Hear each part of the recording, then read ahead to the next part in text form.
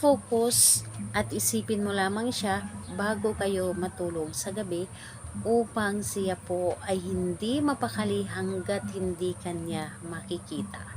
Hello mga guys, kumusta kayo? Panibagong araw, panibagong video na naman tayo, and sa araw na ito ay isa na naman video ang aking ituturo sa inyo na simpleng gabay o simpleng pamamaraan na makakatulong sa atin. At bago ang lahat, gusto ko lang mag-disclaimer sa mga taong hindi naniniwala at hindi gusto ang mga kagaya nitong video.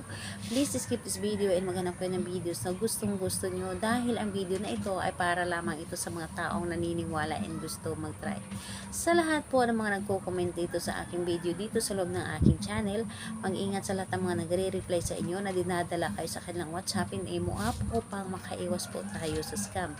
Ngayon po ituturo ko sa inyo paano siya mababaliw o paano siya hindi mapakali kapag ito ay iyong ginawa sa kanya. Alam nyo ba na itong aking ituturo sa inyo ngayon ay sobrang napakadaling gawin at sobrang yung taong gagawa ninyo nito ay hanap-hanapin kayo palagi, ay lagi kayong gustong makita, lagi kayong gustong makasama, o lagi kayong gustong makausap niya.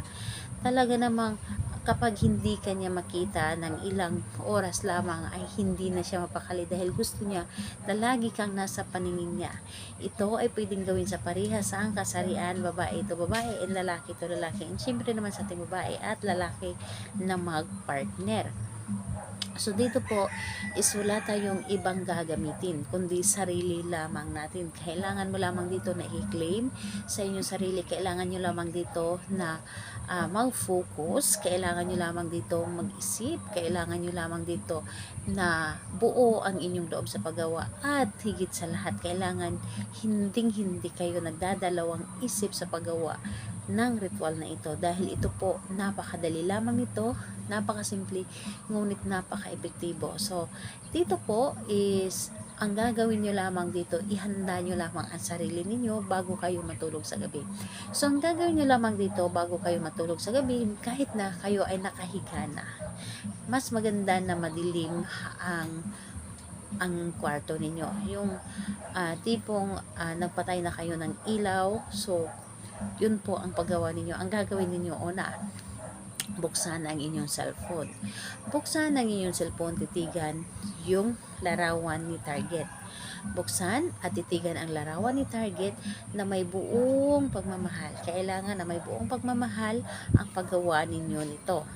Then, ang gagawin ninyo ng mga ilang segundo sa pagkatitig ninyo na para bang pinapasa ninyo ang inyong pagmamahal sa larawan niya, ang gagawin po ninyo, mag-focus at pumikit kayo.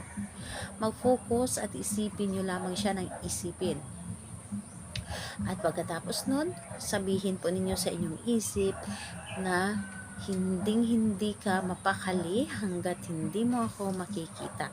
So napakadali lamang. So mas maganda na banggitin nyo rin yung kanyang pangalan. Halimbawa na lamang yung pangalan niya at apelyido, at sabihin po ninyo, hindi ka mapakali hanggat hindi mo ako makikita. Gustuhin mo na lagi mo ako makikita sa bawat oras, sa bawat minuto. So yun po ang inyong gagawin. Napakadali at napakasimple lamang. Kahit mga ilang beses lamang na pagkaulit sa isip lamang. So ayun po, pagkatapos nun ay hayaan nyo na at matulog na kayo. Asahan ninyo pagkagising ninyo sa umaga, yung cellphone ninyo ay puno na ng tawag ito at mga messages.